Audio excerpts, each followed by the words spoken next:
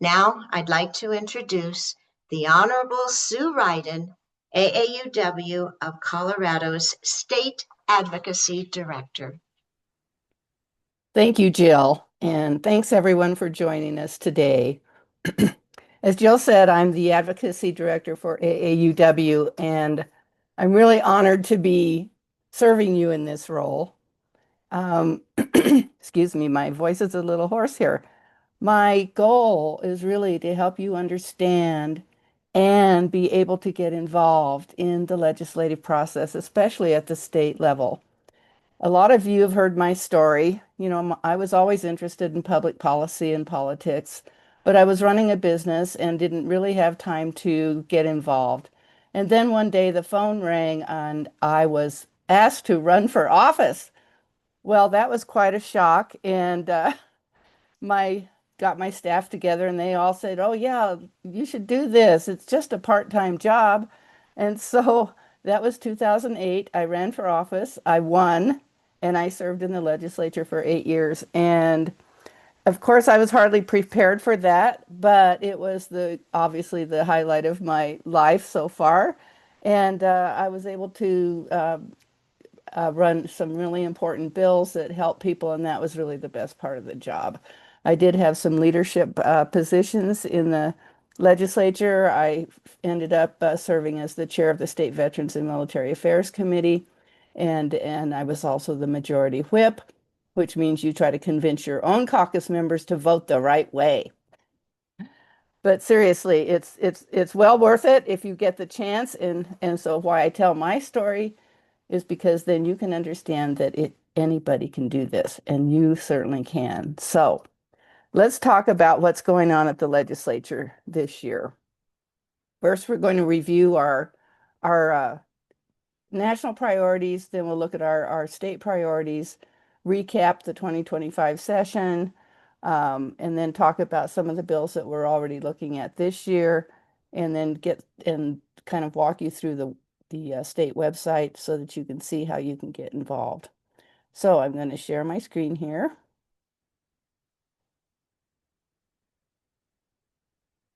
And is that working for everyone? Carolyn will let me know if it doesn't work. It's working. Okay, good. So as you know, AAUW nationally is our leader, and the board there comes up with the core issues every couple of years, and they are quite broad so that we can fit a lot of things underneath them. So education has always been our number one priority at AAUW. Advancing economic security for women is also right up there, and then protecting civil and social justice. So as you can see, many different topics will fit under that same category. And this slideshow will be on our website, so you don't have to worry about, sorry, you don't have to worry about trying to write things down or take notes. So our Colorado legislative priorities for this year are very similar to last year's. Public education is our top priority, and that's everything from early childhood development to higher ed. And as you know, today's theme is higher ed and the challenges facing us in Colorado. And but we also have ongoing, we'd like to say these wouldn't be our issues every year, but there's still always work to be done. So we also are very much aware of the violence against women issues, and there are already a couple of bills out there in that regard. Protecting our reproductive health rights, funding behavioral health, promoting equal pay, and that also includes anti-ageism. There is a bill out there on that topic already this year, and retirement security. We know that with women's lower pay, their retirement is also impacted. And then gun violence prevention, and there are more bills about that this year, and then human trafficking. So let's recap last year. In 2025, we actively supported 40 bills, and what that means is that we do testimony in committee, We write letters. We let the committees and the sponsors know that our position on bills, and we get that's our highest level of involvement. So we supported 40 bills actively. 26 were passed and signed by the governor. Two others passed that were vetoed by the governor, and I think they're both coming back this year, at least for sure. We know one is. 12 of those bills were PI'd, which means they were killed in committee, or they failed on the floor, or they just sat on the calendar and didn't get finished. We actively opposed 7 bills, and thankfully they were all PI'd. The 2025 ballot measures, that there were just two, and they were referred by the legislature. Those were Amendments L and M, which was the free school meals for all. Both of those passed. Amendment L allowed the program to continue and to keep the money that was coming in, which was higher than what was originally estimated. And then M allows us to use any surplus funds, if there are any, for SNAP programs because of what's happening at the national level. So for 2026, so far we have seen about 150 bills be introduced. Every legislator gets 5 titles. Committees get titles. The JBC gets titles. We end up with about 700 bills a year. So it's the initial, what we call bill dump, happens on the first day, and that was January 14th. So we're working our way through those at this point, and then their new bills are being added every week. So this is not a complete list yet, but it will be updated every week, and you will see that you can find that on our AAUW website, and we will have an updated list every week of bills that we're supporting, opposing, and not taking positions on. So House Bill 1004 is continuing the child care contribution tax credit. This is for those who contribute to qualified child care facilities can get a tax credit. That's been in effect for quite a few years, and it no doubt will be continued. I think it's already passed the House. House Bill 1005 is another issue, and that is worker protection collective bargaining. This is to do away with the second election that's required when a group wants to unionize their company. And it was put into effect in the 80s, and the unions have been trying to get rid of it ever since. The governor vetoed it last year. No doubt he'll veto it again this year, but then there's always next year. So they really want to just keep it top of mind, I think, is their main goal this year. House Bill 1009 is the Mandatory Lethality Assessment Act. This is a new concept that I hadn't heard before, where in a case of domestic violence, they're going to be requiring police officers to be trained to do this assessment while they're on scene.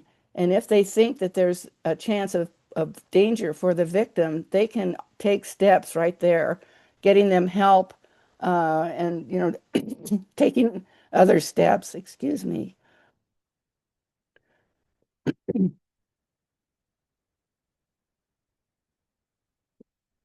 I did have a cold last week and pretty much gone.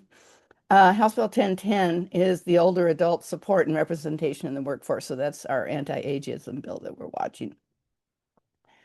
Other House bills are the homeless contribution tax credit, long-term care services for nursing home residents. That's to make sure that people coming out of nursing homes have a place to go. Some of these things you think, oh my goodness, don't we already require that? But you find out when you're down there seeing bills that, yeah, no, we don't. And so issues come up all the time like that. For all of our para members, you'll like this if it passes. I think it gives you expanded options for your investments and for how you can run your para retirement. House Bill 1044 is another measure to improve Black maternal health equity, and that is a subject that we've been dealing with now for the past several years, and each year, improvements continue to be made. So we're supporting that heavily. The House Bill 1046 is regulating the earned wage access services. These are companies that kind of took the place of the payday lenders when we put rules around them. So now these are all popping up where they lend you money that you've earned but you haven't received yet. And so we want to be sure that there are rules that will keep people from getting into that endless debt cycle. In the Senate, we have two bills. Senate Bill 8, Mental Health Access. This is a big bill that Senator Michelson Janae is running, and it's going to have a lot of uh, interest. It'll be interesting to see if it gets through and what shape it'll be in, because it does really require a lot of mental health help for folks. Senate Bill 12 is compensable losses for tribal members, and this is to help our women tribal members in doing their ceremonies when folks pass away. So other folks get compensation, and it's time for our tribal members to get it as well.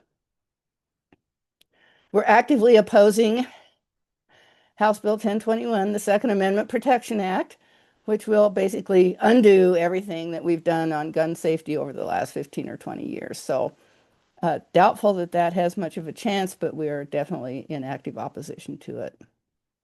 So with that said, I do want to mention a couple of other things that are coming up, and that is the graduated income tax ballot measure the title's been approved now, and they will be collecting petitions, and AAUW is looking at what our involvement might be in that.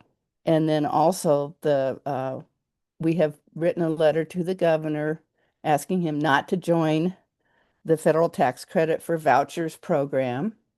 And he has indicated he will join, but we are very, very adamant about protecting public schools. So I know that there's I think, some work going on in the legislature to come up with bills that might at least ameliorate the situation if indeed we do become a signee on that tax credit. And you've been hearing a lot from National about that as well. So let's go next and see how to get involved with the legislature and how to figure out what's going on down there at the Capitol. So we've walked you through the website before. There's a new design this year, but it's still leg.colorado.gov, which I can never remember. And so you can just Google Colorado General Assembly and you'll get there. So this is what the homepage looks like now. We have the House Speaker, the Senate President. We have these quick links. So we still have these links that help us get around. So you can find your legislator, you can watch and listen, and you can find a bill. So the page of finding your legislator is pretty much the same. You can either put in your address and find your own legislators, your senator, and your representative, or you can scroll down and see the entire list if you're looking for legislators in other districts. You can also watch and listen, and this year they are video recording the committee hearings, so you can watch people make those decisions as well as listen to them.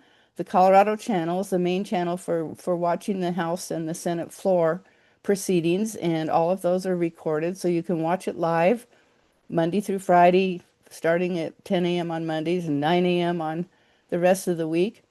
Or you can go back and watch the recordings.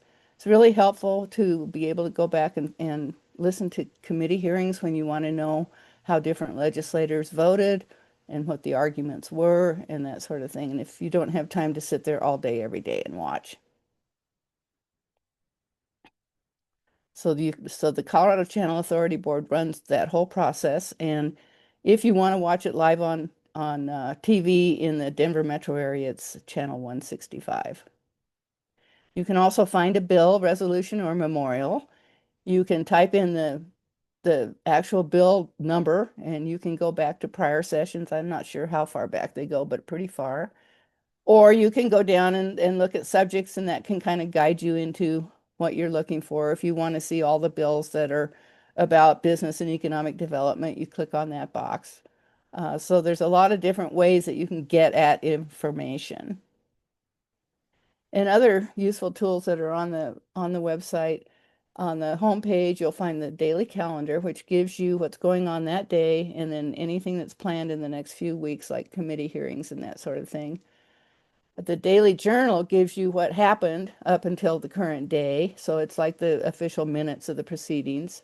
And then the status sheets give you all the bills listed in order, and what their current status is. So you can click on all of those are on that home page. So whenever you're looking for what's going on, that's a good place to go. We also have a lot of resources on our website. The state's done a good job of trying to give us information, sometimes too much. Sometimes you get overwhelmed with how much is there, but you can find things like annual reports, all about the budget, how the budget's done, all the budget hearings, the documents that are involved in the budget, and um, audits that have been done. So just wander around the website and see what you see. If you have questions about what's going on in the state, go to that website and see if you can find it there. Or you can also ask Gemini, like I do a lot. Now that you know where everything is and how everything works at the Capitol, it's time to engage with your legislators. Okay, so there's a lot of ways to do this. And just remember, these are real people. They're your neighbors, they're your friends. Maybe you already know them. If you don't, they're easy to get to know. And if you go down to the Capitol, they love to have their constituents come down because they are so bombarded with lobbyists day in and day out. They love to see people, real people, their people, come down and say hi. So you can attend their town halls. Almost all of them have them. Be sure to introduce yourself. Let them know you're with AAUW. You can offer to testify on bills, especially if it's something you're really passionate about. You can call, email, visit their offices during session. They're always there every day. You can also visit campaign sites and see what's driving them and what their passions are.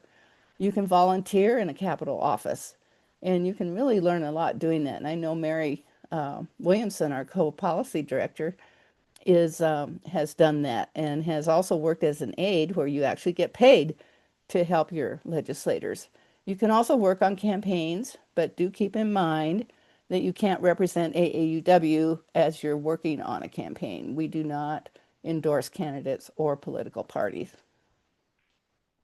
So we're going to be talking more later about how you can get involved on taking action, but just want to remind you about the 2-Minute Activist, which is our national call to action that you should be receiving in the email. And there's, two kinds of action. There's quantity and quality. And the quality is when you go down to the legislature and talk to somebody. Quantity is when you respond to a blast of an email. And both are important. They need to see numbers, and then they need to see real people with real stories. And then Colorado, we will be sending out alerts every once in a while for you to take action here. And then we have our annual advocacy day at the Capitol. And this year it's going to be Wednesday, February 25th. And it will be with the Women's Foundation of Colorado and the Women's Colorado Chamber of Commerce. And the good thing about this is we get to tag along and they do all the work. So it's really fun. And so we encourage you to stay in touch with us and plan on coming down to the Capitol on Wednesday, February 25th. There's usually some kind of little reception or pre-meeting around 8 or 8:30. And then the session on the floor, and we'll get to sit on the floor and see our representatives or our senators and go to a committee hearing. So please do mark that on your calendar now.